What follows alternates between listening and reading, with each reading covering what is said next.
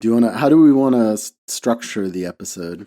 I was thinking like explaining what are we doing, and then you're just saying what's on your soul, and then I guess we can listen to a few. Maybe as you talk, you can we can listen to something, and then maybe at the end I can just give some information about these people. So you don't think it makes sense to do it the opposite, to talk about them and then listen to the songs? I mean, that's what we've, I think, generally done, right? I think this time maybe it makes sense to do it the other way, because you hate it so much, even if they're not Nazis, so you can just say what you feel about them, and then I will confirm how scummy these people actually are. Okay, I think you're right. All right. Yeah. Great. Well, good. Cold open is solved.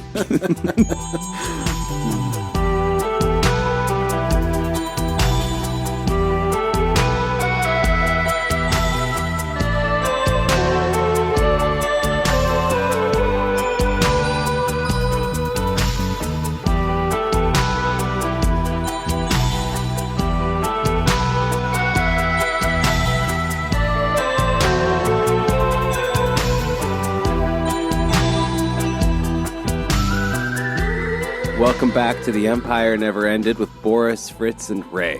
Yo! Hey. So I'm really excited about today because I love Turbo Folk. I can't wait to hear more of it. I've got my sets of tracks up here. Man, I wish. Vendi. I'm ready to go. Okay. Let's get that. Well, it's not quite turbo folk. What do you mean? Say. What the fuck are we doing today? It's a different kind of folk. Oh, no, Also, Ray, don't tell me. It has in common that both of these kinds of music are not folk at all. Yes. Well, Yeah. well, as long as it's not Neofolk, because Boris hates that shit. Yeah. Listeners of the show will know that I'm a big hater in general. This I think has been made clear on this show over the last however many million episodes we have. If you're an astute listener to the show, yes, but if you're an astute listener to the show, you know that I have a particular disdain for neofolk music, and Ray thought it would be fun to make me listen to 3 albums of it. Yeah, and it is. It is. And I have some thoughts. Good. I've been wondering about you today, how you were holding up with this assignment. I skipped my homework. Right, so you didn't listen to any of these 3 albums that Ray sent us? No, well, I for some reason thought he sent 3 songs. And I was like, cool, No. I'll just hear them at the time. But no, he sent 3 full albums. Yeah. Listeners of the show know that Ray is quite thorough, and he would never send you just 3 songs. And he loves Neofolk. I don't know. This is actually This not is true. directly from Ray's liked list on his Spotify. Yeah, some of my favorite music. Yeah. Yeah. Ray sits there and listens to Symbols of the Sun. Come on, guys, everybody. Symbols in the snow. You know it. Those who lie below. Those who lie below. Yeah. And the stupid guitar on Death in June that's the same throughout the whole album. I mean, you're right in that this isn't folk music. And like when I was listening, especially to Death in June, because that's the first one I listened to. And I guess for the listener at home, not that I recommend listening to it, we listened to Death in June's Rose Clouds of Holocaust full album. From 1995. And like I was thinking like the neo folk part, folk is just because it's like loosely inspired by folk music of the British Isles, but it's like it reminds me of like what folk punk does to bluegrass.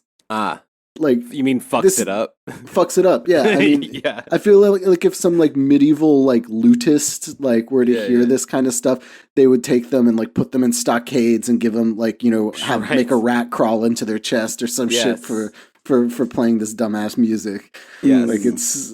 I mean, as much as folk does not mean like you're not allowed to do interesting things.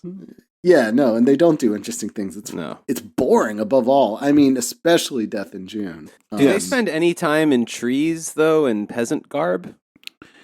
No, they dress like Nazis. Yeah. Oh. The whole thing So no is like, trees. I They dress dress like goth SA, Nazi. yeah. In particular, they like the SA. And yeah. Death in June, they dress like the SA and they have albums They like about the camo Holocaust. as well. Yeah. How did people ever crack the code here and figure out that they were Nazis? Yeah, it's very sophisticated. Yes. Yeah. I understand now why some people don't get it. But we've, if you've like spent time around subculture scenes, there are lots of apologists. Oh, like the for Death 09A? in June. No, normal people. There are normal people, and like, look, I'm not like a total hater of, I like weirdo goth music too. Although, I tend to lean more on the industrial side of things because I like to have fun. Right. But like that's all an kinds of shit. ideological difference. I like, Einstein's and Neubauten's later albums where it's, German guy talking about the garden or whatever and like with weird sounds in the background. And I like weirdo stuff, but like this is not good to me. And I wouldn't like it if they weren't Nazis anyway. Like I would, if I was like hanging out with someone, and I've been in places where somebody puts on Neofolk and I'm like, this sucks, turn it off. Like, this fucking sucks. I'm sorry. And I was surprised that like I did enjoy a song or two on the other two albums that you sent. But I guess let's start with Death in June, because that's, obviously they're the torchbearers of the fucking Neofolk genre. I found this album to be utterly unimpressive. In fact, like I put it on while I was was making some pizza dough and cleaning the kitchen and that kind of thing.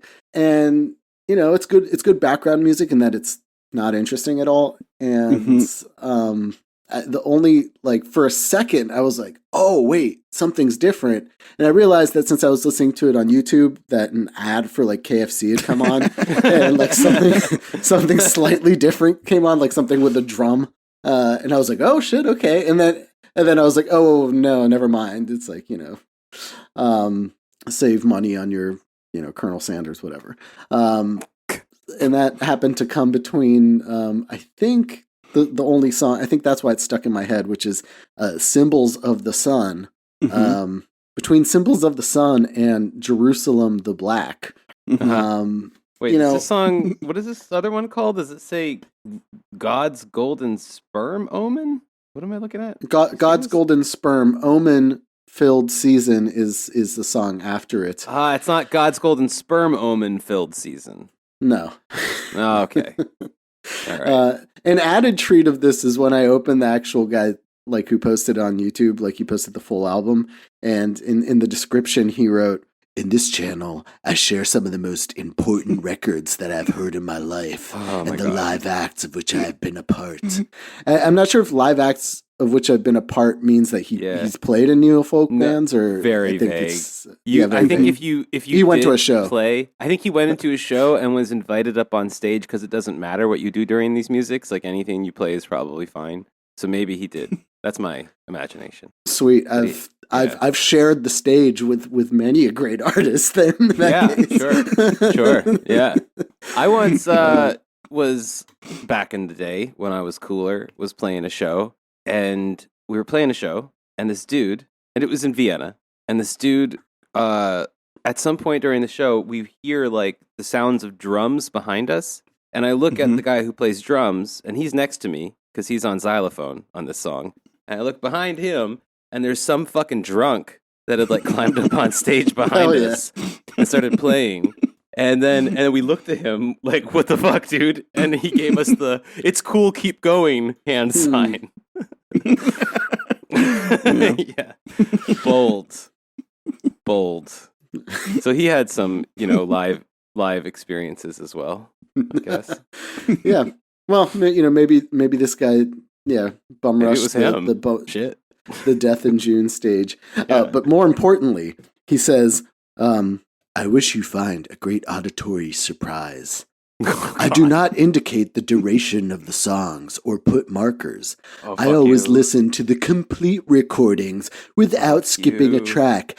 I hope you want to share the same experience. So Oh, I mean, fuck you. he's dictating how we're going to listen to this stupid ass album, and of course, like the highlighted comment in the comments is somebody putting the fucking times. So you can skip and listen to the song that you want to listen to. Because I guess even fans of Death in June don't feel like listening to a full 40 minutes of rose clouds of Holocaust.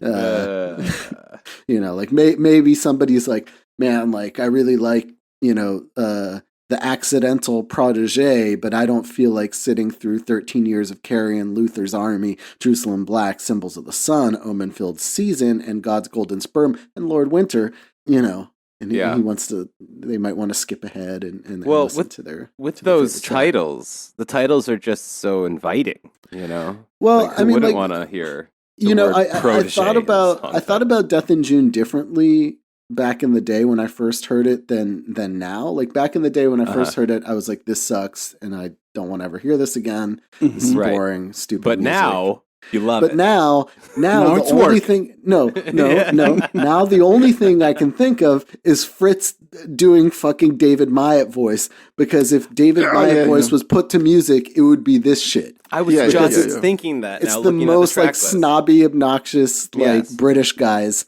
like trying to be accidental cool and smart. protege. Yeah, exactly.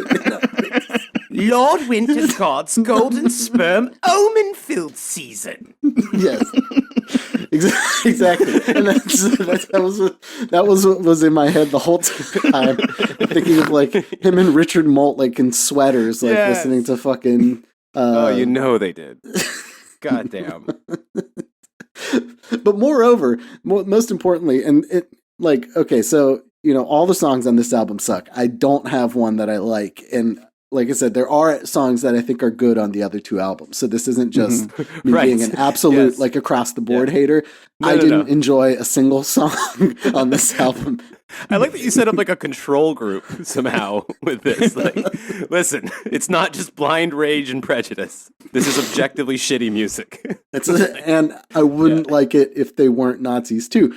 But conveniently, and we've mentioned this on the show before when we've talked about Neofolk, the reason this actually ties into this arc quite well, and especially here at the end of the arc, because Death in June in the 90s, probably around the time that this came out, actually, or slightly before.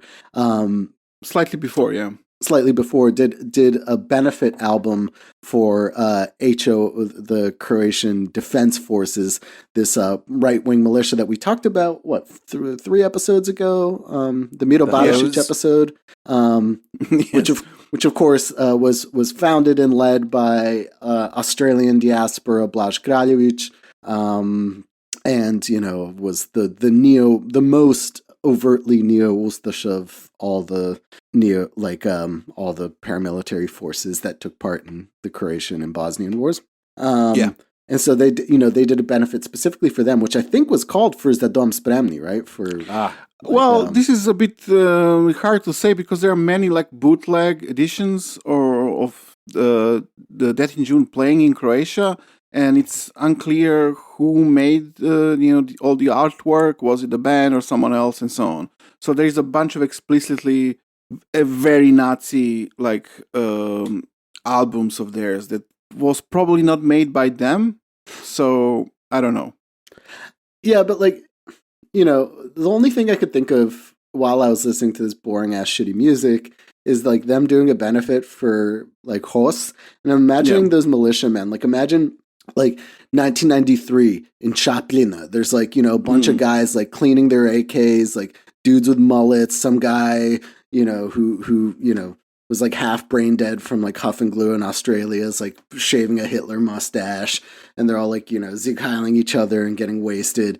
They're like, yeah, like we, this British band, they're doing a benefit for us, like, for our hospital. They're like, yeah, put in the tape, let's hear it. And they're expecting like soaring guitar solos and like, even like the Horse Militia anthem has like both guitar solos and like an electronic beat pulsing. It's dun dun dun dun dun dun dun dun. Dun, dun, dun, dun, dun, dun. Like something you can, pour liquor down your throat and throw your hands in the air and shoot your AK in the air while you're singing it. And like they put this shit on, and it would probably make like, Yure from Argentina want to like put a bullet in his head for this soft ass fucking music. Fucking like, God, I really doubt like any of them listen to it. No chance. No, like 2 minutes tops. I mean, like the Worcestershire rock songs are way better than this. Well, they like sad. Rock. They like the guitar solo. Like you said. They like that long power chord at the beginning of a song. Give me Thompson over this shit any day. Any of it. I'll take any of it over this. Well, at this point, Death in June was just one guy, Douglas Pierce, and I think the concert was probably him, playing his acoustic guitar somewhere in the corner of some bar, and then a bunch of guys there being like, "Oh yeah, it's very nice," and then getting shit-faced, drunk, and just not listening to him. Yeah. And then afterwards, putting in like a, we're all just a cassette in the tape. My God, that fucking song. Pour liquor down their throats. Wait, mismo sweet. Is that it? Mismo sweet. Yeah, of course. Yeah. I remember that's years ago. It feels like years ago. A year ago, at least, we covered that. I mean, I remember it. Yeah, like many things were running through my head while listening to this album, and Hash from The Sopranos, being like, a hit's a hit, and this is not a hit.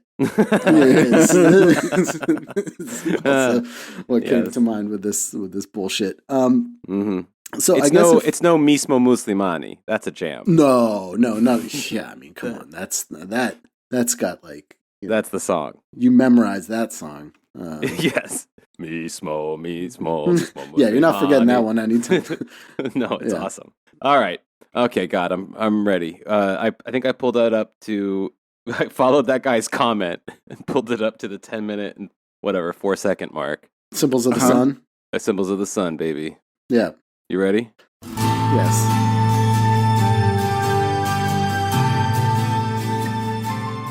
This is like, and this might be music. One of the better songs on there, honestly. This is like extra music you put in the background of Star Trek. Symbols of the sun, symbols of the sun.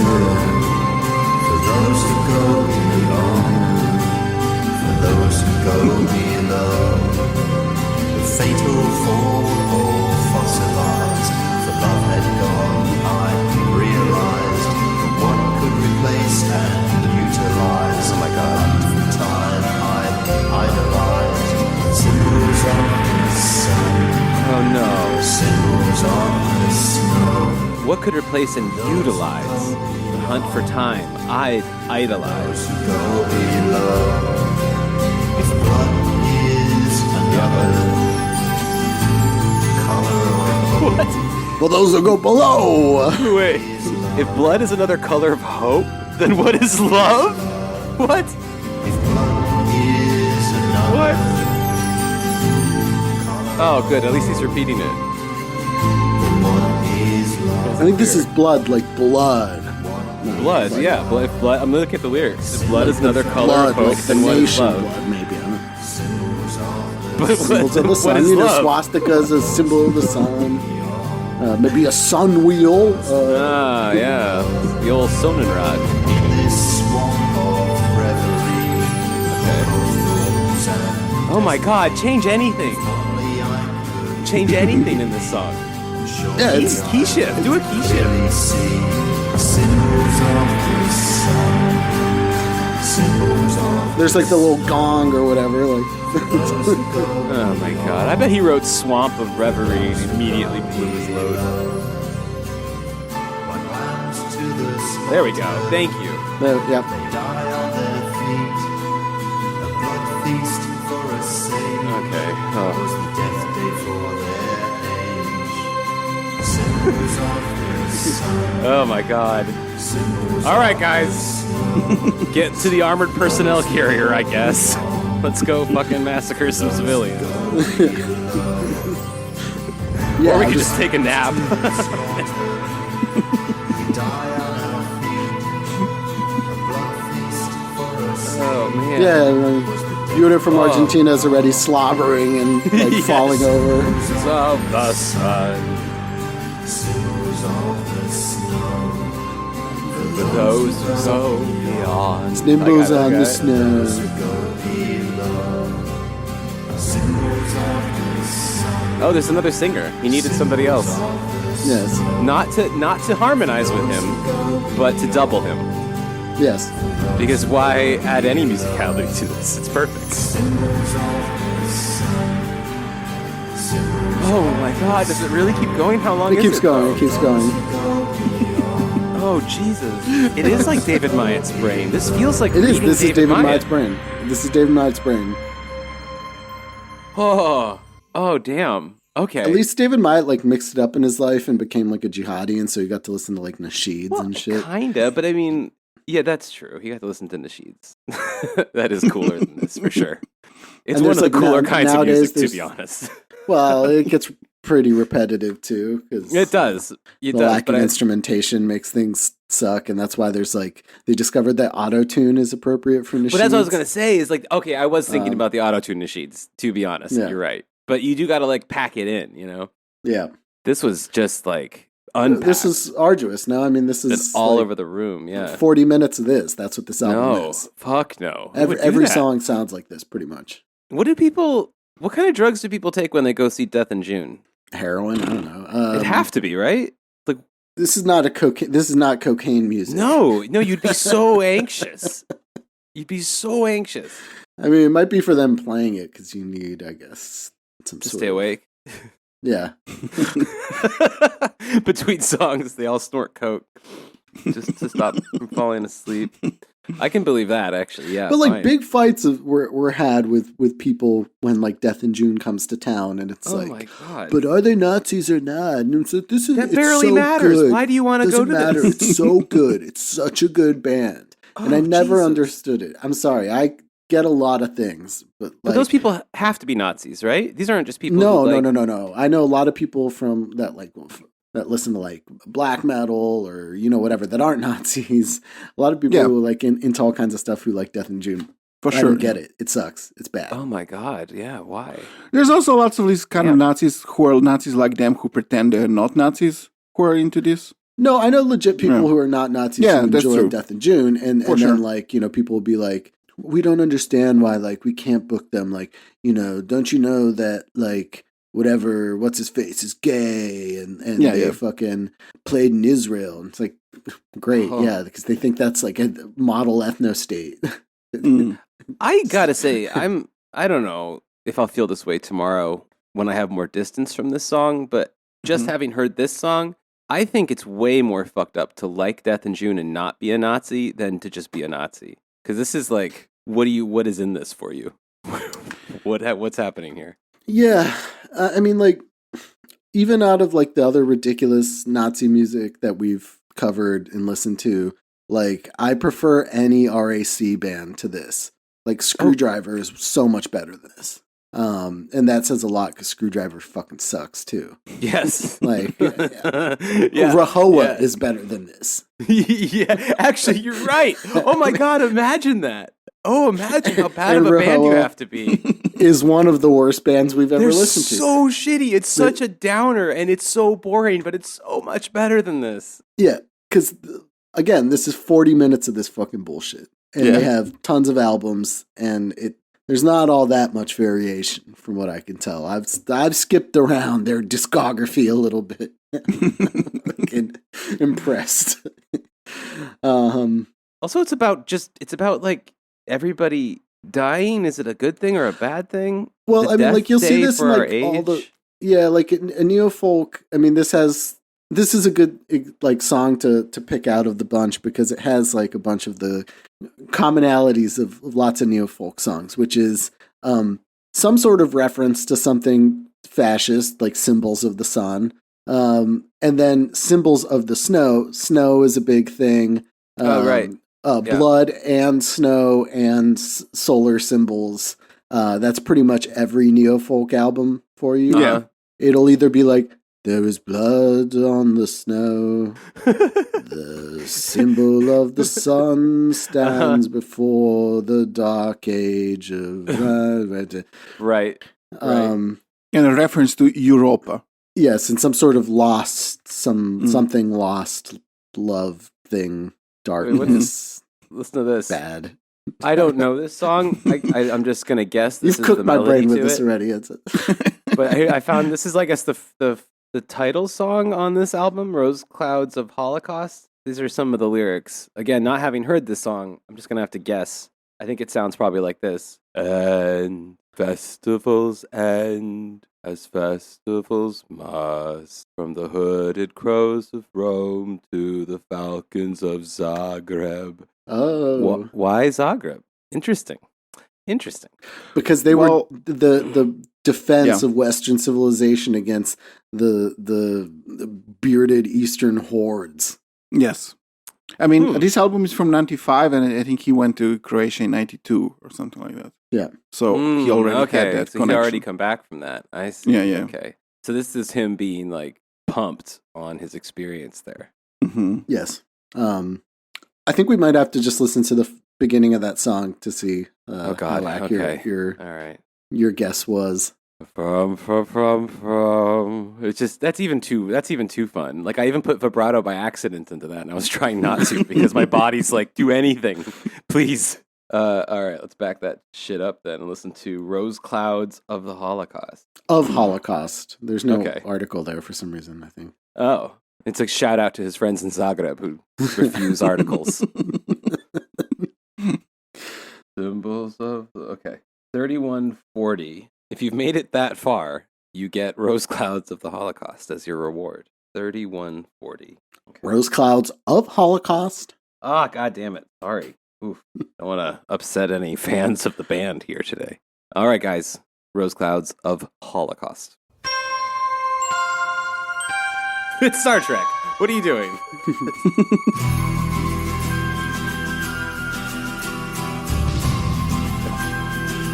Oh, I thought he was going to switch chords, but nope. Dark. Rose clouds of Holocaust, There we go. rose clouds of flies, rose clouds of bitter, bitter lies. Oh, he said it. When the angels of ignorance fall down Oh my god. from your eyes. Oh. Rose clouds of What does that mean? Holocaust, What? rose clouds of Why would lies. angels fall from your eyes? Rose clouds of twilight truth, rose clouds of night, rose clouds of harvested, love all alight. When the ashes of life fall down from the skies. A lot more variation in this Clouds of song. Holocaust, Yeah. rose clouds of lies. I mean, Festivals end here we go. as festivals must. Okay, I was doing it too slow. I think I got it pretty close though. Zagreb, or the victim of Jesus, lie down in What? Sydney's dust. Sydney. For festivals end as festivals must. Please just read these lyrics and David I- might. Rose clouds of Holocaust, Rose clouds of Holocaust. lies, Rose clouds of lies. rose clouds of bitter, Rose clouds of bitter lies. lies. When the angels of ignorance Propositive evidence. from our Does he just do it again? He does the whole song again? Okay, I think I've had enough of this song. clouds of lies. Yeah. But you notice that Holocaust and lies come together beautifully in this song. Oh my god. Okay, sorry. There. Ooh, sorry. What? The rose. What? You notice that Holocaust and lies feature prominently. Oh in yes, this song. yes, yeah. A subtle nod from Death in June there We need Oh. probative evidence of the Holocaust. Otherwise, it's all Jewish lies. Wow. All right. Okay. I'm disappointed, Fritz, that you didn't listen to any of these because I was expecting a Fritz Neofolk song by the end of the episode. Oh no, that's not. I don't. I don't have to do any homework for that. Okay. That's locked and loaded in the chamber. Mm. I mean, yeah, I was. I am interested in Fritz's perspective here as somebody who's more familiar with folky kinds of music than Well, sure. the Yeah. other two of us. Yeah. Like this is, when you come from like a southern town, people like music. A lot of musicians out there, and a lot of places where you hear a lot of music. And I've heard this music. I've heard this music before, and it's at a place that is often called an open mic night. Have you heard Mhm. those? Yeah. That's kind of the only place I've heard this before, where this dude would just get up and very confidently repeat his whole fucking boring ass song over and over again because he can. Mhm. Because they gave you 7 minutes and you're going to use every last second of it. That's how I feel about this album. Well, You got 45 minutes to do effectively 10 minutes of actual music. Like, go nuts. yeah. So, I mean, I guess we've established how we feel about Death in June's Rose Cloud of Holocaust. Lies. Which may be the best song on the album. Oh, damn. Now, in retrospect, hearing it again, because but by the time I got to this song, after listening to the preceding 39 minutes, I was just ready to die anyway. Yes. I was thinking that during that song that might have been a tactical thing because like a lot of bands, you want to put your best song at the top, to like keep their interest. But these guys' best song is like the worst song for most other people. And you put that at the bottom because if you've gotten people that far, they're like willing to let you do anything to them. I mean, it's like, what do you call that? Stockholm syndrome kind of thing, Like Yeah. you'll take any melody at that point and be so grateful for it. And by the way, this album is like ranked as one of Death in June's best. So, it's not Well, like clearly. yeah. Damn. Okay. Why am I not surprised? The other album, the one that I remember seeing all the time, is the one that has the kind of swastika looking thing with boots. Mm-hmm. That's what I think of when I think of their album covers for some reason. Because they're Nazis. But this is not the only album that I listened to today. The second one I'm less familiar with in terms of who made it. Like I know Death in June, I know the story behind Death in June and all that other bullshit. But Fire and Ice. Yeah. Okay. Fire plus ice. I think it's or and- fire chaos symbol. I think ice. it's end ice, I guess. But, yeah. Fire and Ice, this album, Prophecy, was something I was utterly unfamiliar with. And unlike Death in June, I did think there was at least one song on this album that I thought like slapped. It was like pretty good. All right. It doesn't start off well. It starts with some guy like fucking speaking old English or some bullshit. Is it the horseman's word? The Horseman's Word. Horseman's word. Okay. But actually put on the next song, Long Lankin. Long Lankin. All right. Because this is like, because the Horseman's Word is literally just some guy being like, Yolder for bar ding dar do do, or like, whatever. Old English. Said doo doo. Fucking like whatever bullshit. And Long Lankin is what really introduces you to this album. Okay. All right. And it had me cringing hard, like, immediately, because it's just like, the Lord gives the lady to, hello, my lady, I tip my fedora to you, or something. Oh, no, that's not true, is it? No, it's not, but... Oh, I don't know. It could be. I do picture a lot of fedoras when I listen to this. All right, here we go. Are you ready? Yes. Yeah. Let's do some Long Lankin. Okay. It's already been... Recognize the style of guitar. Yeah. Says the Lord to his Oh, no. lady as he mounted his horse. beware of Long Lankin who lives in the mob. Long Lankin. Says my lord to my lady as he went on his way. Beware of Long Lankin that lives in the hay.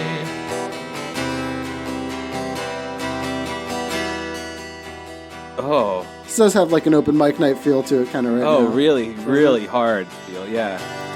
See the doors are all bolted, see the windows all pinned, and make sure there's no crack for him to creep in. So the doors were all bolted and the windows were pinned. Through a gap in the window, Long Lankin crept in. Boring. Yeah. I'm gonna. Where's the lord of the household, cries Long Lankin. He's away up to London, says the false nurse to him. Where's the lady of the household, cries Long Lankin. She's asleep in her chamber, says the false nurse to him.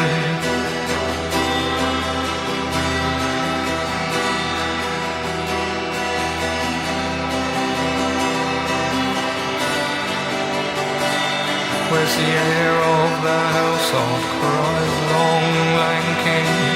He's asleep in his cradle, says the false nurse to him. So we'll pinch him and prick him all over with a pin to make his mother come down to him.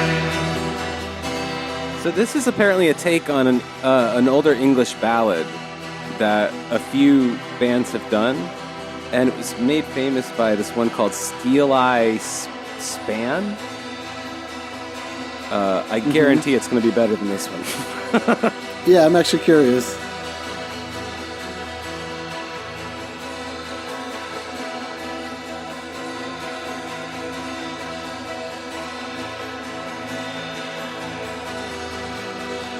Oh, wow. Dude, your time's up, man. Yeah, no. We got some other people coming up on stage. You got to go. It's been enough. Yeah. Oh, there is so much more of this song left. Yeah, no, it keeps going. Holy shit. Okay, that's it. Holy shit, I hadn't I've ended it realized. for us. It's four Damn. minutes of that bullshit. That's fucking balls to pull that off for that long. That's just like white privilege right there. That's what that is. no one would do this that didn't grow up like middle class and fine, like surrounded by other white boys. Well, you can see him, like the white boy with the guitar is this guy probably on the album who has a very slappable face. Oh, like, I Jesus. look at this Yeah, dude, yeah. I want to slap the shit out of him for being a fucking idiot. Like, so the album cover is this like fucking corny ass white dude with like some fucking Oh my god! Look at with this some fucking fucking necklace. stupid ass like Dennis the Menace haircut or some shit, like Nazi looking. Like, I don't know. It's not Dennis the Menace because that's No, he that's looks like a little. He's got disorderly. like yes. He has like a Nazi man haircut, and he has like wearing black and clearly has some sort of maybe Medallion. solar symbol medallion around his neck. Yeah. Like over his turtleneck. So it's hanging down on this thing. Yeah. And fire has a chaos sign between ice. Oh, that's right. Yeah, that's very important for this guy. That's the guy on the album cover. That's the guy. Okay. And chaos stuff is very important. I figure you'd enlighten us about him because Yeah, please. because like all I can guess about him from just the songs, the song titles, very Neofolk, right? So we start with the Horseman's Word, then Long Lankin, Corpus Christi, something that definitely seems Norse, which is like Ljósfar. Yeah. Oh god. Fire Above, Sir John Barleycorn, and then of course our favorite thing, Blood on the Snow. Oh, Of course. Yeah. Nothing more Neofolk than that. Is that always about Nazis dying in Russia? Is that what that's about? Yeah, I'm sure the Eastern. Because Oh, like also Screwdriver had a probably- song too about that shit. Yeah. Maybe it's also like a Viking thing, you know. Oh, okay. Nazis come from the north. There are snow people in their mind. Ah, right. Yes. Yeah. But then we also have Basilisk Abode, Gilded Ugh. by the Sun. The Sun also important for these people, and then Long Lankan Threshing. Which, Ah.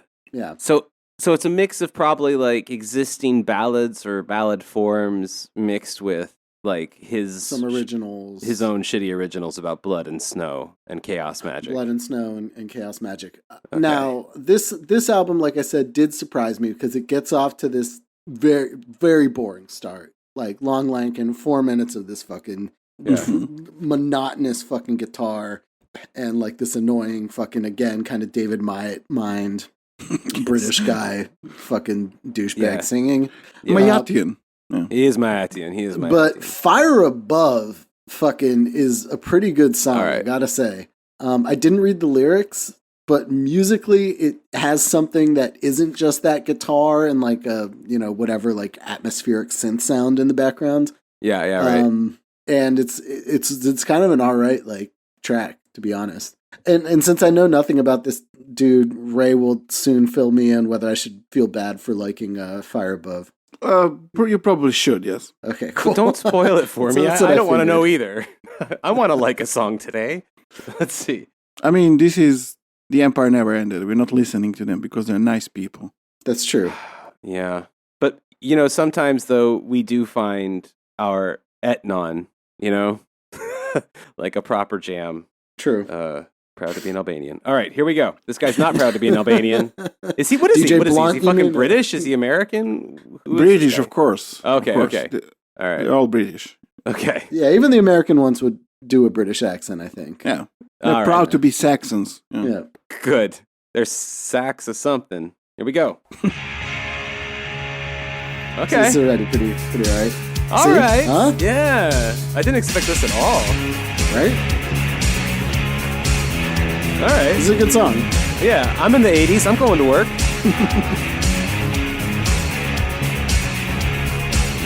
There's a bass line. Yeah, there is. The owl is abroad, the bat and the toad, and so is the catamount. The ant and the mole, both feeling it. sit in a hole. It's a pretty good song. I was surprised. All the fountain. The dogs do bay and the timbrels play. The spindle is now a-turning. The moon is red and the stars are fled. Is it too much to ask for like a bridge or a change up? It'll change. Okay. See? All right.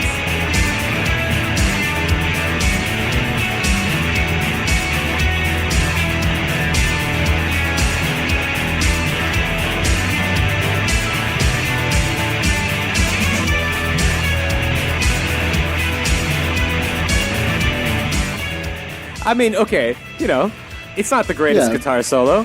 It's kind of thrown No, but together it's at the like, last minute, but it's something. Yeah.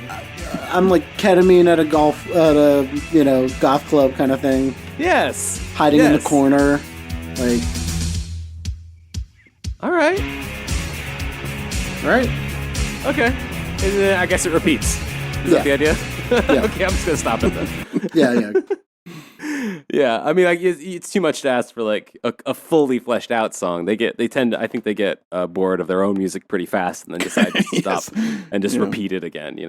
But like, Yeah. for all right, yeah, this is like a pretty, it was a big surprise to me definitely. because you have to sit through about 20 minutes of basically the last song you heard Yes, until you get to this. And so like listening to this after Death in June, I was expecting that maybe it was another KFC commercial coming into the mix or something. Yeah, right. It was like it starts with a yeah. and I was like, oh, $9.99. yeah, Yeah, exactly. Well, think about but it, KFC. I bet the song's cheap. but it wasn't, and it was the only song I really liked on this album. Yeah. Well, it's kind of They just They found like a groove they just couldn't fuck up, and then maybe fucked it up a little bit, you know, and then just a tad. just rinse and repeat. That's it. But yeah, so Ray, how bad should I feel for enjoying that song? Well, I will tell you You tell us at the end? at the end, yeah. Well, when you do, warn me, because I'm gonna have this in the background. I was thinking like let's talk about the third band, and then I will tell you everything Okay. about these. I mean, All right, not everything, just in short, some things about these people. It's like it's not shoegaze, it's jackboot gaze. Yeah, actually. That's what they should have called it, not neofolk. Good one. Yeah, I don't know. There's a family resemblance to. I'm blanking on the name of it. The fucking synth music that these Nazi kids like, vaporwave. There's a similar mood to it in the sense of like vaporwave is more chill, you know. Yeah. But chill is just one note away from boring. So Yeah, I think this is the kind of there's this nihilist outlook, you know. Yeah. We lost the war. We live in a post-apocalyptic time somehow. This is the mood. sad. Yeah. We lost the war. Sad boy Nazi stuff. Yes. You know, the decline of the Western civilization type of thing. you know. Right. They're all yeah, into Spengler and it's stuff Spengler. like It's Spengler rock. Yeah. That's another better name for it than neofolk. that. Yes. I mean, like this is the thing. Like black Spangler metal's wave. a lot like that too. But black metal at least has like a driving force to it that like Oh, yeah. I can enjoy a lot more than 99.9% of neofolk. Well, I think black metal. Like, neofolk is good when it's not neofolk. Like Hey. that last song was not a neofolk song. Right. And it was like okay to listen Yeah. to as a result. Because they have because like it wasn't just that fucking guitar. they have like a driving, like- post-punk origin, so that sometimes they go into that direction more. Like yeah, I I think mean, there's that whole like dark wave feel and all that Yeah, kind of yeah. stuff. That I think the first albums of Death in June were different musically, and they were more like post-punk, more like Joy Division type of that's stuff. yeah, no, that is true. But Hmm.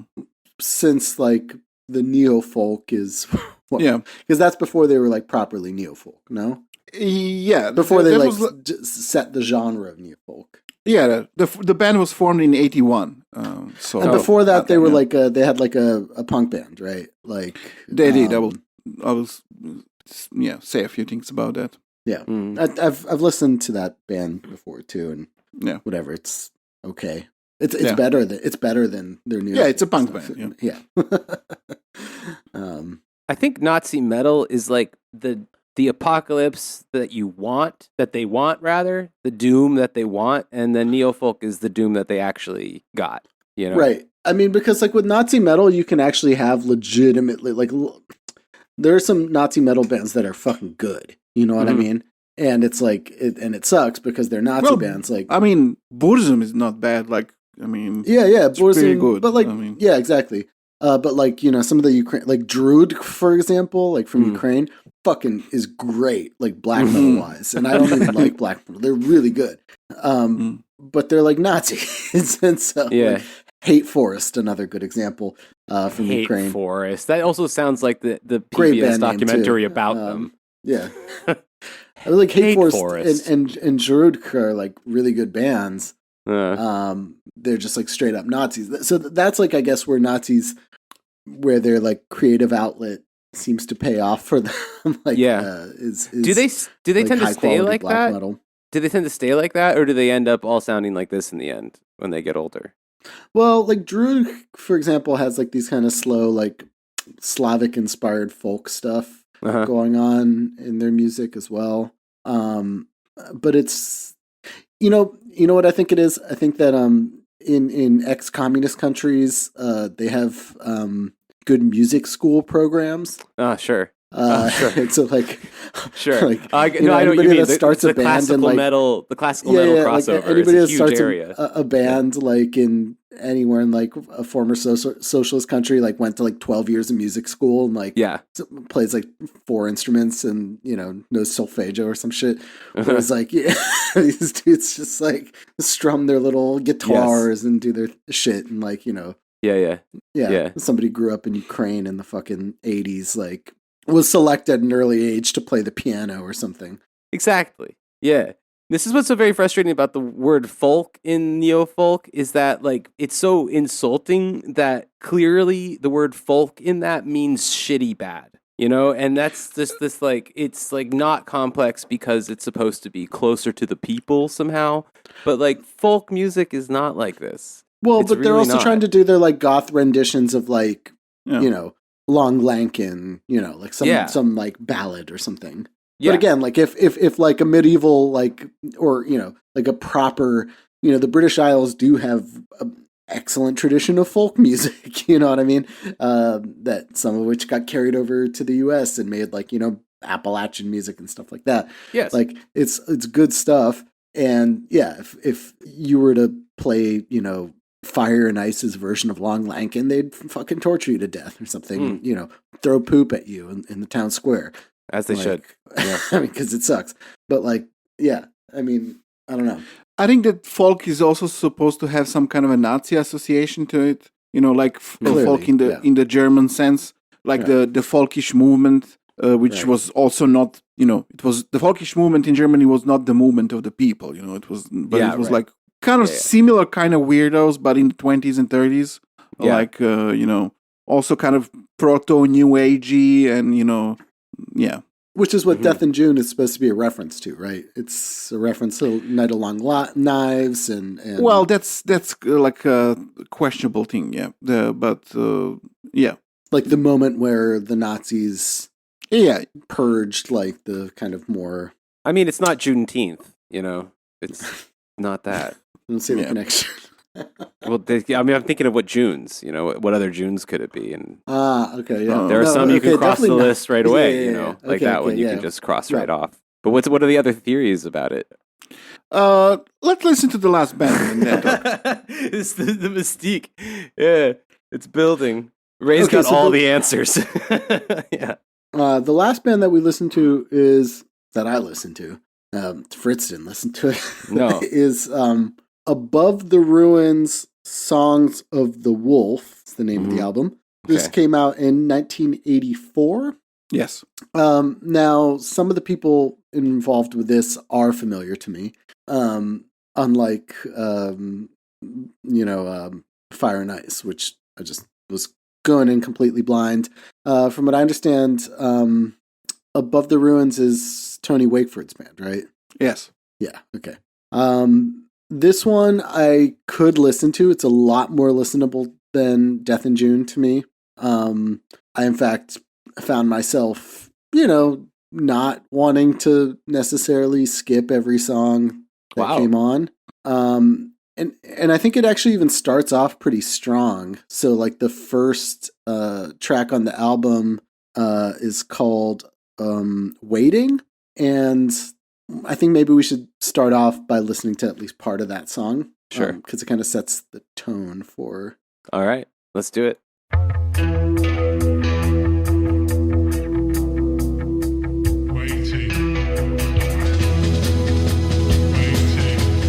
Waiting.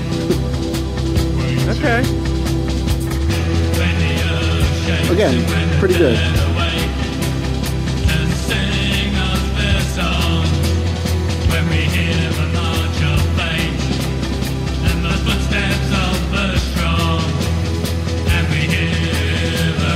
my god.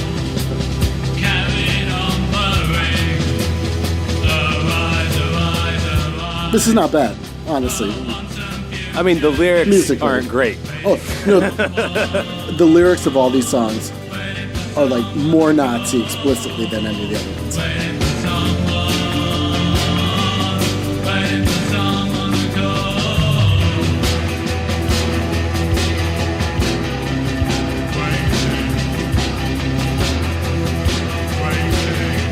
Waiting.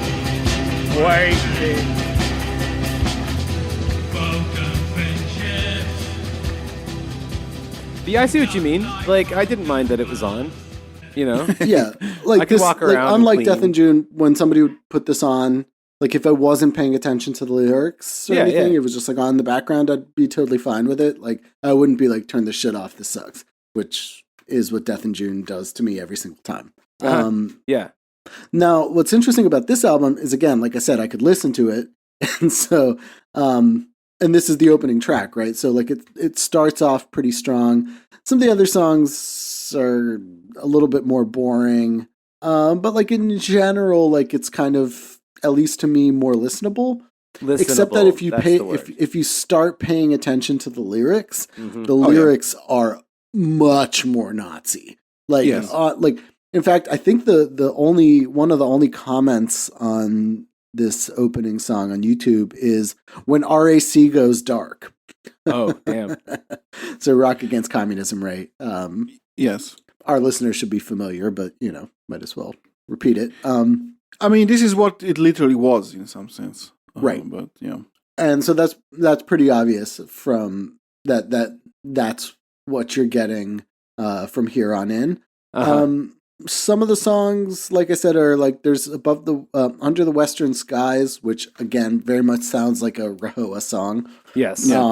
Why is he crying under the Western Skies?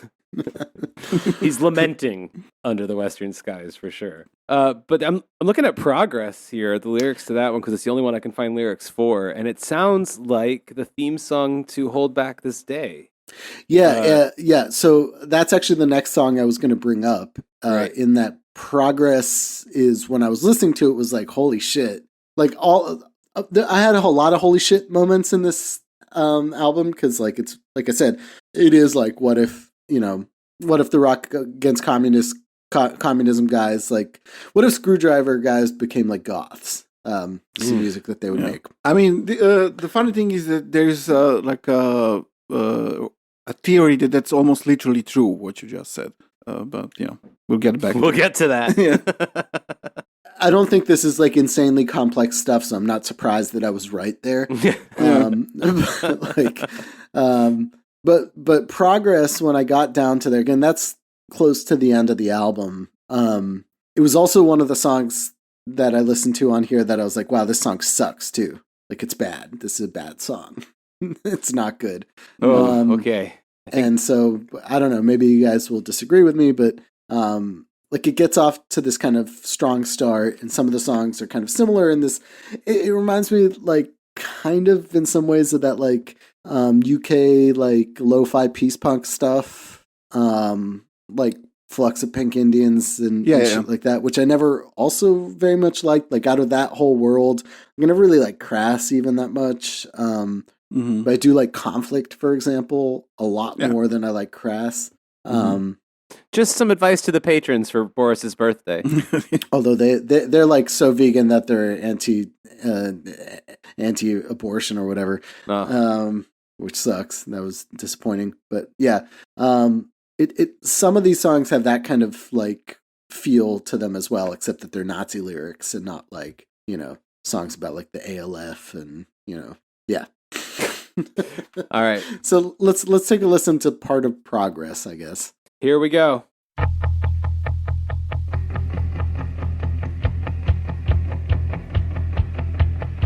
the same height and all the same weight, all the same voice and much the same shape, pressed to a pattern and shoved into line, led by the rich and led by the blind.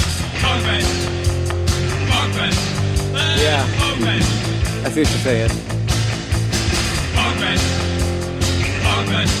It sounds like they'd be like anti-Thatcherite or something, from the sound. Such is the joining of people to state, the state into father, and mother and maid. But that's good here, right? The state. Yes. Or no? Conviction, it prints what you read. Progress.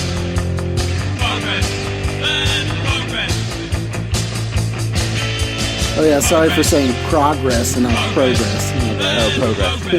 This next bit is what reminded me of that Ward Kendall book. Mongrelized, centralized, kept to your place. All the same colour and all the same race. Freedom is freedom from dissident views. Eyes full of terror and authorised news. Progress. So, yeah, that the state wants to make everybody the same color, right? And like, with this, it's a little bit more explicit here. Okay.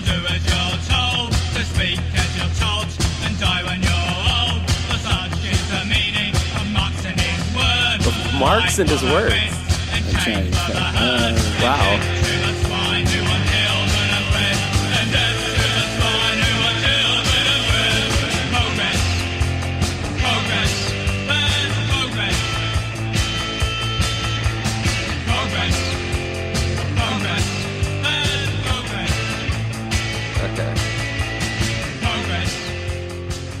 The lyrics here say repeat to the end of the song, so I'm going to assume it does that and turn it down maybe a bit. All right. Yeah, so you guys remember that part of Marx, right? When he said it's best to be humble and do as you're told, to speak as you're taught and die when you're old. Yes. You remember that? That's the part. Yeah, That's Capital Volume 2. Yeah. That's Volume 2. People don't read that one. They stop at Volume 1. Yeah. Mm-hmm. You gotta get to the sequel. It's a surprise. There's a twist at the end of Capital. Well, that's interesting, like the point that you're making when we compare it to the history of this guy. But maybe I should go into it now. Okay. No? The whole Yeah, story. enlighten us. Yeah, tell us how this I happened. mean, okay, so this is not like our serious Neofolk episode. Like, I didn't read everything that I could about Neofolk. I just kind of reminded myself of some things that I read way before, like years ago. To be honest, reading about Neofolk feels a lot like it would feel like listening to Neofolk, too. Well, I mean, some of these texts are quite funny. Some of them are written by like some haters who like to insult these people, so it's kind of funny. Mm-hmm. And especially like this British guy called Stuart Home, who's like a writer and artist. He wrote a lot about these people because he's from the same generation and he knew them personally before they became Nazis. So anyway, like for this history, the important band is the band that Boris already mentioned, which is Crisis, which was like a political punk, a leftist, anti-fascist political punk band from the 70s. And the two most important members of that band were Douglas Pierce and Tony Wakeford. So they were like not only anti-fascist, both of them were like active members of Trotskyite organizations. So Tony Wakeford was a member of the SWP, the Socialist Workers' Party, and Douglas Pierce was a member of a group called the International Marxist Group, which was Tariq Ali's group. And both of these organizations that they were a part of had their own kind of anti-racist campaigns, like rock music connected campaigns. So the SWPs was, of course, called Rock Against Racism, and the other organizations was Anti-Nazi League. So Crisis was prominently featured in these concerts, these explicitly political anti-racist concerts. Crisis even had like, although they were like Marxists, they even had some kind of anarchistic a little bit flavor to them, let's say. They had very anti-police texts and almost anti-state and so on. I mean, this is the punk scene in the UK at the time. It's kind of this is the part 70s. of the course, right? Yeah.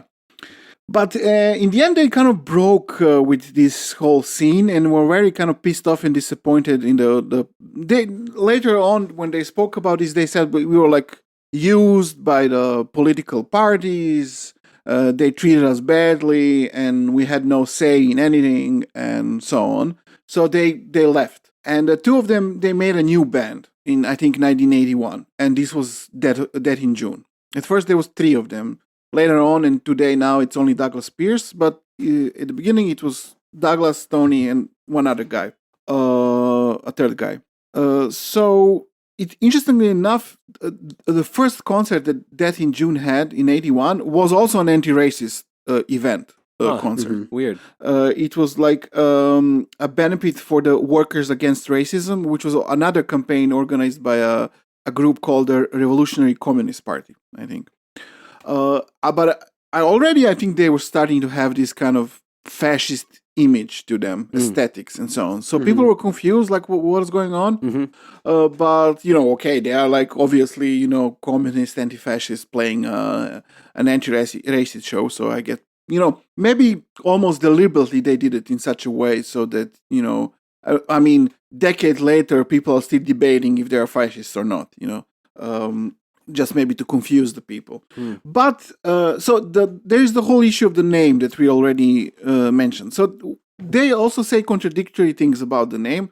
One version is that someone, when they had band practice, said something and someone misunderstood it. And I think Douglas misunderstood it and thought the other person said Death in June and liked the name. So this is how they call themselves. And then later gave different interpretations to it. But one of the interpretations they gave to it was exactly this, what you mentioned, that it refers to the Night of the Long Knives. Right, and Strasser, and that would kind of make sense with their political development. Yeah. Yes. Because in the Night of the Long Knives, which was, I think, June 30th, 1934, the internal Nazi opposition in the party was killed off. And a lot of these people were connected to the SA and to Ernstrom and the so-called Strasserite faction of the party, which was supposedly this kind of more left-wing wing of the Nazi party. That means that they were thought of themselves as anti-capitalist and didn't want to compromise with the industrialists in Germany, but didn't make them any better in any real sense. But they were horribly anti-Semitic, so their anti-capitalism was rooted in anti-Semitism, and totally fascist. Also, Ernstrom was gay, and a lot of these people in the leadership of SA were gay, and when they were killed, this was used as an excuse for killing them, and they're sexually degenerate or whatever. And Douglas Pierce is gay, so he also, I think, uses this kind of sometimes they because they explicitly reference these people, So I have a few quotes here. For example, let me check now. So this is what Douglas Pierce said in 1985. Our interest doesn't come from killing all opposition, like interest in the Night of the Long Knives, as it has been interpreted, but from identification with or understanding of the leftist elements of the SA, which were purged or murdered by the SS. The day is extremely important in human history. They were planning execution or overthrow of Hitler, so he wouldn't be around. We'll be living in a completely different world, I should imagine. It's fascinating that a few people held the destiny of the world and mankind in their hands for those few hours and let it slip. And it could have gone either way. So, this is kind of stupid idea that a competing, horribly anti-Semitic Nazi faction would change the destiny of the world. If only the leftist faction of the Nazi party had won. Right. We'd be looking at such a different world. Yes. Yeah. European Jewry would have had such a better time under the leftist Nazis. I don't know that's what he meant. I'm not sure if that's what he meant. No. No. But. Yeah. So another quote from, I think also the 80s, but I'm not quite sure, is also from Douglas Pierce. Is at the start of the 80s, Tony and I were involved in radical left politics and beneath it, history students. In search of a political view for the future, we came across National Bolshevism, which is closely connected with the SA hierarchy. People like Gregor Strasser and Ernst Röhm, who were later known as second revolutionaries, attracted our attention. So obviously, they're making this ideological connection quite explicitly. And later on, you can see Douglas Pierce in interviews saying things how, he thinks that the European culture is absolutely the best culture that ever existed, and that it is endangered and it should be protected, and we should be proud of it and such things. And I think he lives in Australia, and I think of course he does. I even read in some of the interviews how he was saying how only the European culture would be able to create something like Australia, and he thought that is a good thing. No, it's a famously well put together society. Yeah. So I mean, it's it's very clear that this guy is a fascist. Sorry, I'm not gonna indulge my previous anti-Australian sentiment on this show. Just being what? That's your example of a good society? Yeah, you're not gonna do that. I'm glad you didn't do it just now. I didn't do it. I didn't do it just Yeah. now. I said I wasn't going to do it, just so that you know where I stand, and then we'll continue on. Yeah. So, and as we already mentioned, Douglas Pierce visited Croatia during the war, I think already in 92, had this connection with the HOS paramilitary, which is a neo-Ustasha group, and later explained in an interview how, visiting Croatia was not purely a humanitarian gesture, and he said it was a cultural and a socio-European political gesture. I'm sorry, what? Socio-European? Yes, I mean, he was saying, I'm a Nazi. That means I'm a Nazi.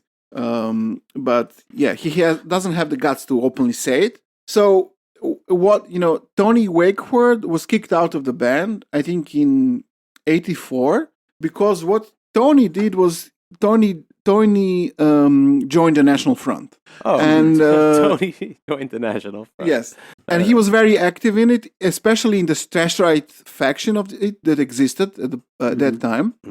And this was too much for Douglas Pierce. He wanted to be more kind of obscure and not so open about his fascist beliefs.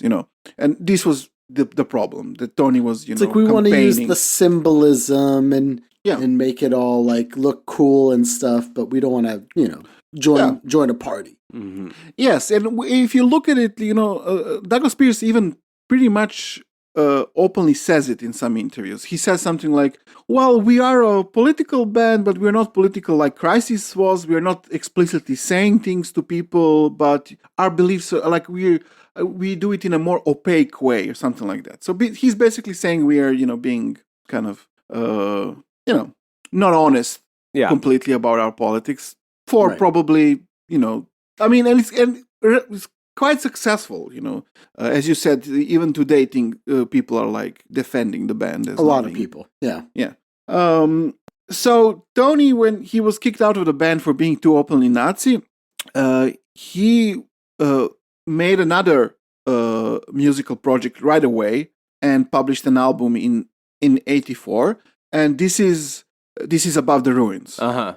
So that's Tony's more openly kind of Nazi project at the time. Mm-hmm. And for years, Tony denied that he was a member of that band. I think he admitted it only maybe in the early 2000s or something like this. Or late 90s, I'm not sure. But he denied that he was a member, and to this day, he will never confirm who were the other members of the band. So it's a kind of a mystery, but there are many theories. So the band was very Nazi. For example, it was featured on a compilation of Nazi bands called No Surrender, which was published in the 80s by the Rockorama Nazi publishing company from Germany.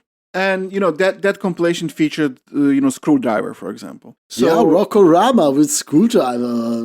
Yes, exactly. And the Above the Ruins. Yes. Come on. Come on. Fuck off. Although he never confirmed who were the other members of the band, it was speculated a lot, and it's basically now known, or like the candidates who were, because various Nazi publications at the time would mention some or gave clues to who were members and so on. Mm-hmm.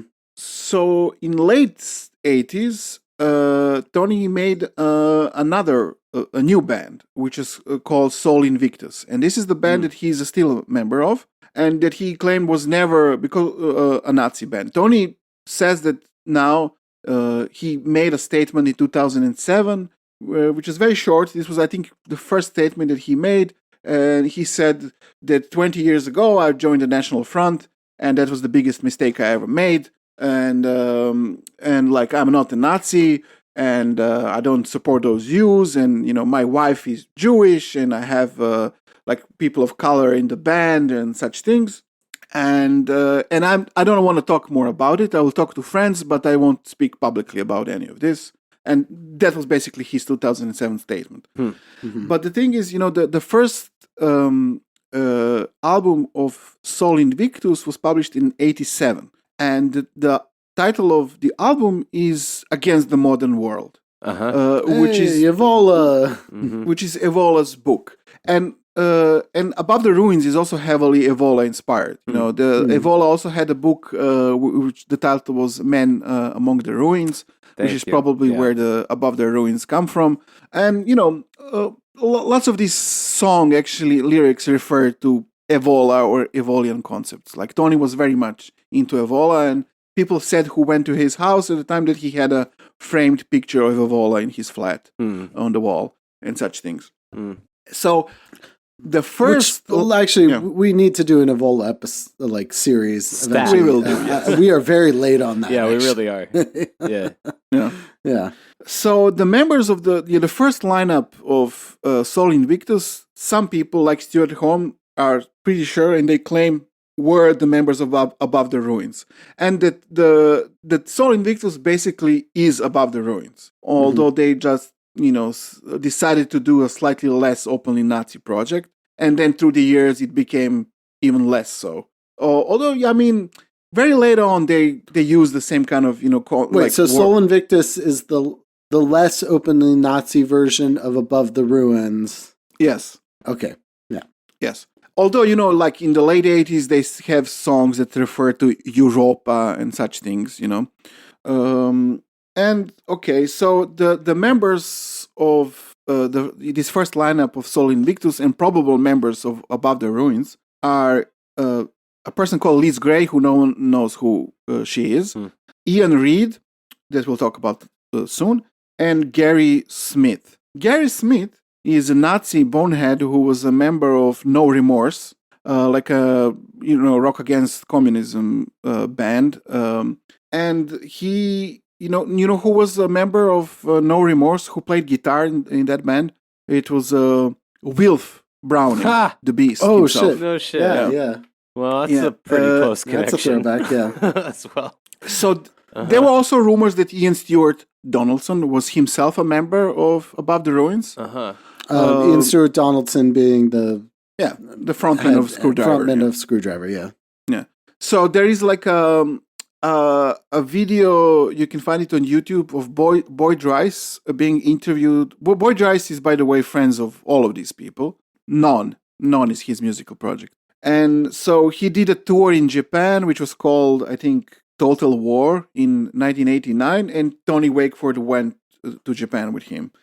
So in the 80s, Boyd Rice gave an interview to Tom Metzger at his show that we did an episode, Race and Reason. And he talked about, new racialist music coming out of Britain. And he said there are, great bands. And he mentioned Above the Ruins and said, I haven't heard them, but there is a guy in it from Death in June and another guy from Screwdriver who's a member of that band. So that's maybe he got confused and he thought no remorse instead of Screwdriver, but it's unclear. It's probably Gary Smith from No Remorse and not a guy from Screwdriver. Maybe he meant a guy that likes screwdrivers. Yeah. George, watch out! The man's got a screwdriver. So later on, even in kind of a post this openly Nazi phase, Tony Wakeford would say, how he was, inspired to some degree by Evola, but he would say he would downplay it, say it wasn't that much. Like I thought he was cool, but I really didn't understand his books and so on. But I really like Ezra Pound. Oh, and he would say like, he would be like, I think he's the most brilliant poet of all time. I don't like his anti-Semitism, but he's a brilliant poet. No one can deny that. And then you look at the lyrics of Sol Invictus, and you see a lot of reference to usury, and such things. Okay, which is like definitely an Ezra Pound word, and a critique of the not a common word for like a popular song. No, you don't hear a lot of songs about usury. Yes, and if you're influenced by Ezra Pound's views of usury, then you're an anti-Semite. I mean, that's close. I mean, that's closely connected to his anti-Semitism. Like you cannot be influenced in that by Ezra Pound and not be an anti-Semite. He keeps looking for another hidey hole. He goes to the one guy nobody reads and then jumps to another one. Yes. Yes. Yeah. So okay. Usury, you're using me. Symbols of usury. Okay, so- Symbols of jewelry. Now they're also like There's something in the snow. yes, blood. Is it blood? Want to do some Let him blow. finish, Ray. It might be cocaine. I was trying to go that way, but okay. Oh, God. Okay. You see, it writes itself. So- you don't need to even try. So there are other problems with Tony's claim that he wasn't, he's not a Nazi and has nothing to do with it. He said in 2007 for more than 20 years or something like this, and that's like, for example, his wedding, which was in more Nazi 19 weddings. yes, Another this- Nazi wedding. We got to get them all. the wedding was in 1999, and the best man at his wedding was a guy called Richard Lawson. Mm. So Richard Lawson is a British Nazi who was a member of the National Front, was one of the leaders of the group, I think already in the 70s, for sure in the 80s, and he kind of pushed the group to be more anti-Semitic, and was one of the founders of the Strasserite faction there, and this quasi-leftist politics that they had there. You said his name was Lawson? But Lawson. Lawson. Okay. Like losing without the G. No, like Uh, Lawson. Oh, Lawson. Yeah, like Mhm. the son of the law. Okay. Got it. Lawson, I guess. But I mean, they just called him Long Lawson after the song anyway. So, Mm-hmm. no? Yeah. The Ballad of Long Lawson. Okay. Keep up, guys. So this Lawson guy in the 80s, he was like kind of an inventor in the Nazi scene. So he started also pushing things, and also in the 90s, into this kind of new right direction. This kind of the precursor of what people later would call alt-right or something like this, kind of quasi-intellectual or hipstery Nazis who organize intellectual conferences and discuss things and so on. Yeah. So he had a break-off group from the National Front, which was this kind of intellectual kind of quasi group called Iona, and was affiliated with another similar type of guy called Michael Walker, who had his own journal of this new right direction called Scorpion.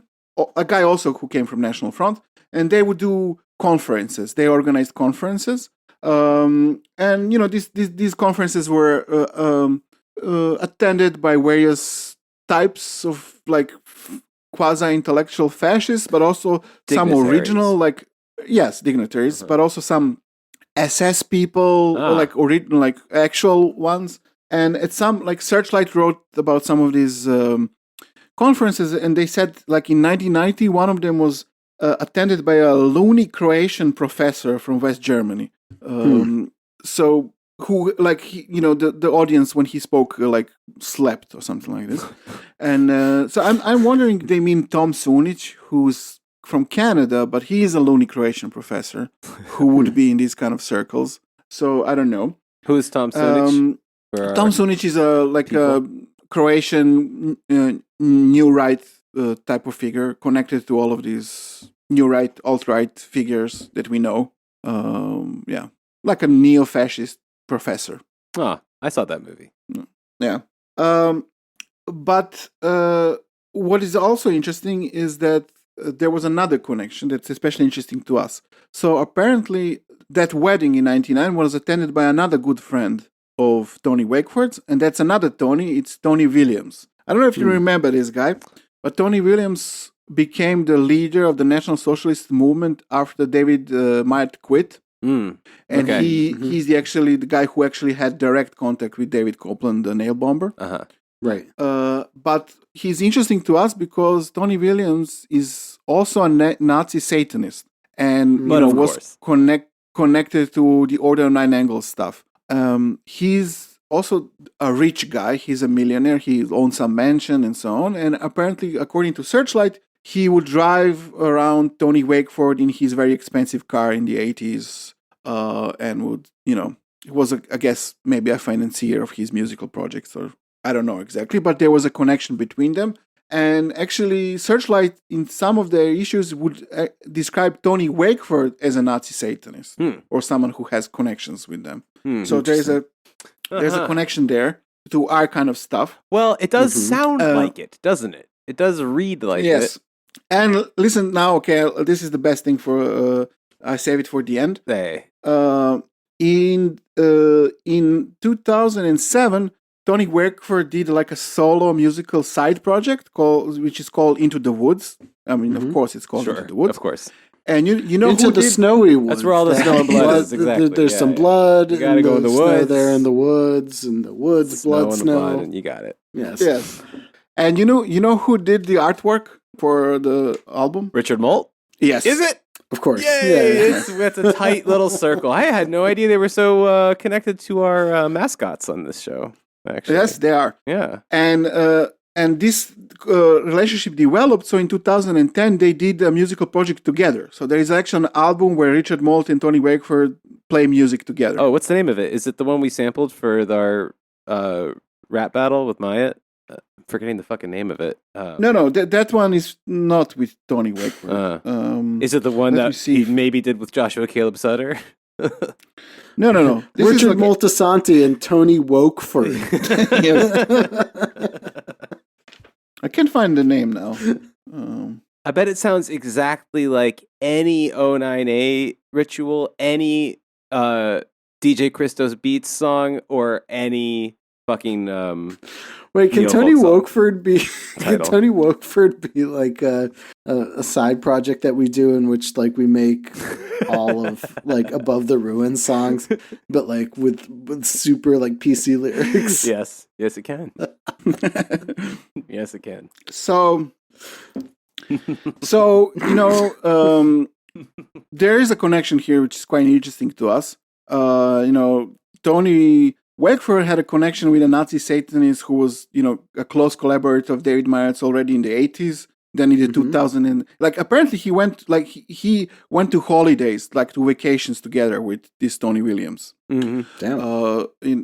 And they were friends long enough for him to attend his wedding in 99. And then, in the 2000s, he's collaborating with Richard Molt. He actually talked about this when asked, and he said, I didn't know who he was or that he had any connection with David Mamet. And he told me, just before we were supposed to record, Richard told me, listen, I have to talk to you about my past. And Tony was like, yeah, I also have a bad past. and then Richard told him, I was collaborating with David Mamet, and Tony was shocked, David, fuck Mamet, I can't believe, everyone will say now that I'm a Nazi or something like this, So that's his version of things. As opposed to a Strasser. I just wanted to be a Strasserist, and they made me to Nazi Satanist. I want to be a Okay. fucking Strasserite, but I want to live on a commune farm too. Yeah. That's what these guys are about. All right. So we're left with Fire and Ice. So that project is a project of Ian Reid, who I just mentioned, who was in the first lineup of the Sol Invictus, and also probably a member of Above the Ruins. He also collaborates with all of these, big neo-folk bands. So he participated in the albums of Death in June. And in particular, on the album Brown Book, I think it's called. Gross. And this is there's a track where Ian Reid he sings the Horst Wessel song, which is the SA Nazi anthem. Yeah. Lied. And but so Ian is also interesting because he's an occultist. He's a chaos magician. This is why he has the chaos symbol on It's why his he album. looks so cool, you mean? Yes. Yes, why he wears black with a big medallion. Yeah. Yes. So he was he's a leader of a chaos magic occult group which is called the IoT, which is short for the Illuminates of something. I forgot now what. Okay. But he also has a group called Of the Chaos. Taint. Yes, the Yes. Illuminates of the Taint. He also has a group called Chaos International and something called the Rune Guild. But Searchlight, or some people who wrote articles about him also alleged that he was a member of the Order of Nine Angles. Okay. I have no idea if this is true. They didn't give any sources for that, but there are articles that you can find who claim that. Well, though, well, Nick Lowells, if you know, let us. Well, hit us up. if you guys recall, who has come to be known for some reason among our own people as the Chad David Icke forum member who was arguing with David Myatt about how irrelevant he was. One of the things he said was that something like in the 80s, this stuff was going around and all sorts of people had it because it was like rare and, you had to get it printed and mailed to you and people thought it was cool. But then the second it went online, everybody was like, well, that's done. So who knows? Yeah. I guess it was in the scene. And also about this Ian, the last thing I will say about him was that I mentioned these kind of new righty, quasi-intellectual fascist conferences that these British people who were friends of Tony Wakeford started organizing in the 80s and 90s, Iona conferences. Ian Reid participated in that, and he was actually the security there. He apparently had some kind of a gang of hooligans who would be security. Sorry, so this dude with the fucking medallion? Yes, the medallion guy was That is very hard to picture. a bodyguard. Yeah. Hold it right there. Myatt was a bodyguard too. Yes. That's true. Can you imagine them? I don't know what the fuck's going on in the UK. You let fucking dudes like that be your fucking bodyguards. But where's your ID? I mean, maybe they can throw down. I have no idea, but like I said, that guy's face is just like you want to slap. Oh my god! Like you'd see him even without like knowing he's a bodyguard. You want to beat the shit out of him. I'm going to knock your block off, sir. Be gone. Yeah. Awesome. Well, I mean, you mentioned black metal, Nazi black metal before, and how it's better than this and so on. But, I think what's important about Neofolk is that it's, in my opinion, probably the kind of most successful Nazi attempt of creating a subculture. Because black metal might be better music, but black metal is not inherently Nazi. Right. And neither is Neofolk, but all of these people who defined it as genre and its aesthetics were affiliated with fascism, like the biggest So it kind names. of is, actually. Yeah, it sounds like it is what you're saying. Well, I mean, there are definitely Neofolk bands who are not fascist. There are some even who are explicitly anti-fascist. But unfortunately, the genre was kind of the biggest names in it were fascists. Yeah, so big deal fascists connected to fucking Combat 18 and shit. Sounds like. Yes. How about that? Well, you finally did it. You subjected me to listen to 3 albums of Neofolk, which I did. And okay.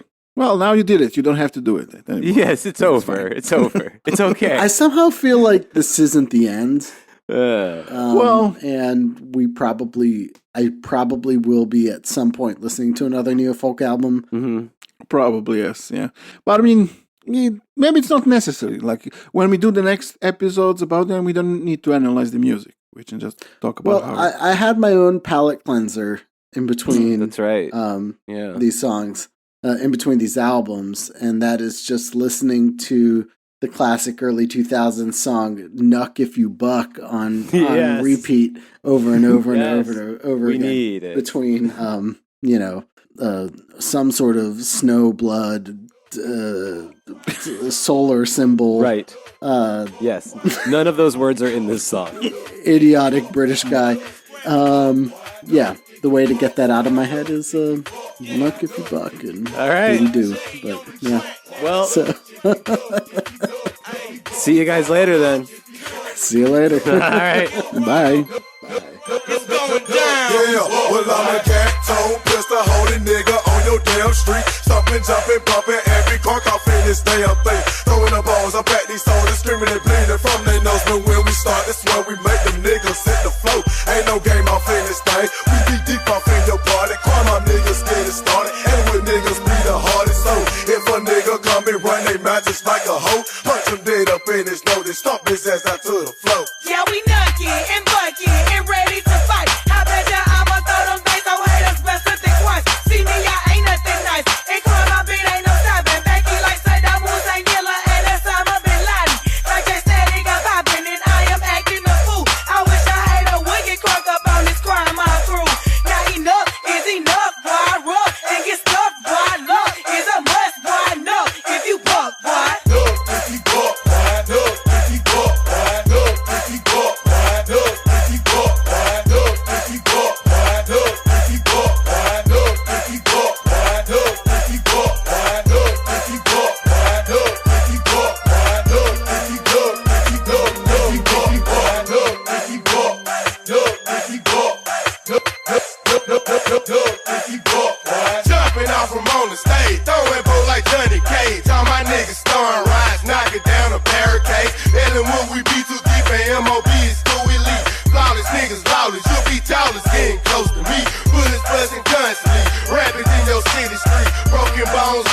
gon' scatter across the concrete. Nucking if you bucking, you'll be ducking if you get too close. In my eyes, you wasn't wise, I think it's time I knock you, ho. I come in the club, shaking my dreads, throwing these bows and busting these heads. Bitch, you're relevant, steps on my wrist, it's best to back up, I think you will let. I been a diamond, committing no crime, not leaving a trace, not leaving a line. We nucking and bucking cause I got a knot. I blow you away cause you wasting my time. Stupid ass niggas, I know what to do. I waste your ass, you fuck with my crew. I'm doing what you had, so what should you do? You talking about me, then I'm talking to you. You bucking on us, so we leaving your place. You busting on me, then that shit gon' get nasty. I'm cold in the ice and I'm freezing out here. I'm talking your city, but you cannot tell. No, if you bought wide, but you better come equipped. I got some shit I feel my trunk that's gonna make your body flip. Hollow tip, busting out the real soon as I hit the door. Anybody make a fall, smooth their bodies on the floor. Fucking with no hoes, ain't never been no lanes. Ain't never been no pussy niggas scared to throw them things, man. Crime on niggas up in this bitch. Ray Ruggers I represent. Fucking with them HB niggas, you bout to get your wig split. Look, if you bought wide, look.